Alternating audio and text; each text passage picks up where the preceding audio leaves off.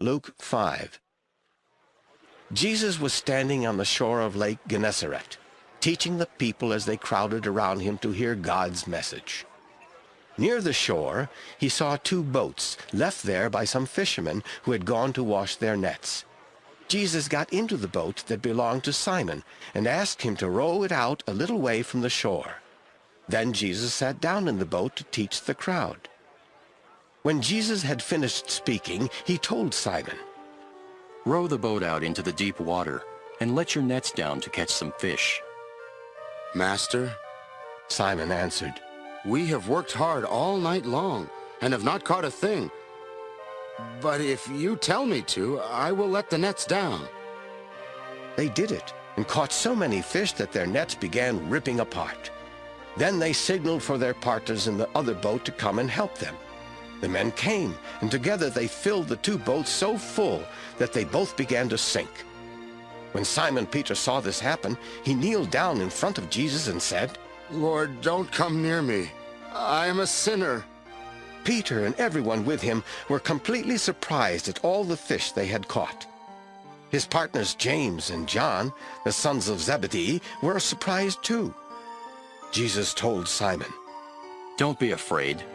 From now on, you will bring in people instead of fish." The men pulled their boats up on the shore. Then they left everything and went with Jesus. Jesus came to a town where there was a man who had leprosy.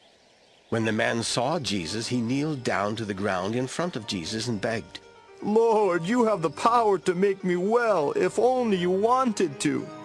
Jesus put his hand on him and said, "I do want to. Now you are well." At once the man's leprosy disappeared. Jesus told him, "Don't tell anyone about this, but go and show yourself to the priest. Then take a gift to the temple, just as Moses commanded, and everyone will know that you have been healed." News about Jesus kept spreading. Large crowds came to listen to him teach and to be healed of their diseases. But Jesus would often go to some place where he could be alone and pray. One day, some Pharisees and experts in the law of Moses sat listening to Jesus teach.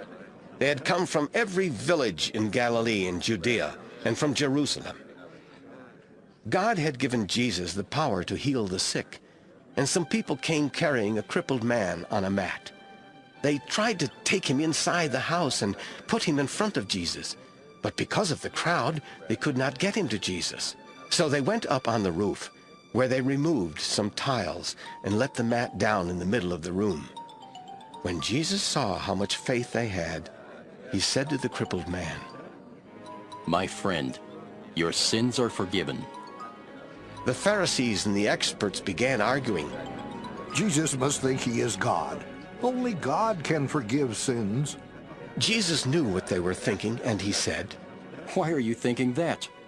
Is it easier for me to tell this crippled man that his sins are forgiven, or to tell him to get up and walk? But now you will see that the Son of Man has the right to forgive sins here on earth." Jesus then said to the man, "Get up, pick up your mat and walk home." At once the man stood up in front of everyone. He picked up his mat and went home, giving thanks to God. Everyone was amazed and praised God.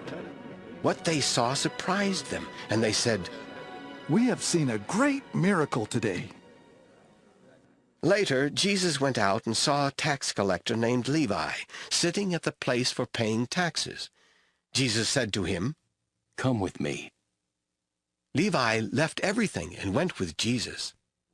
In his home, Levi gave a big dinner for Jesus. Many tax collectors and other guests were also there. The Pharisees and some of their teachers of the law of Moses grumbled to Jesus' disciples. "Why do you eat and drink with those tax collectors and other sinners?" Jesus answered, "Healthy people don't need a doctor, but sick people do. I didn't come to invite good people to turn to God. I came to invite sinners." Some people said to Jesus, John's followers often pray and go without eating, and so do the followers of the Pharisees. But your disciples never go without eating or drinking." Jesus told them, The friends of a bridegroom don't go without eating while he is still with them. But the time will come when he will be taken from them. Then they will go without eating. Jesus then told them these sayings. No one uses a new piece of cloth to patch old clothes. The patch would shrink and make the hole even bigger. No one pours new wine into old wineskins. The new wine would swell and burst the old skins. Then the wine would be lost, and the skins would be ruined. New wine must be put only into new wineskins. No one wants new wine after drinking old wine. They say, "The old wine is better."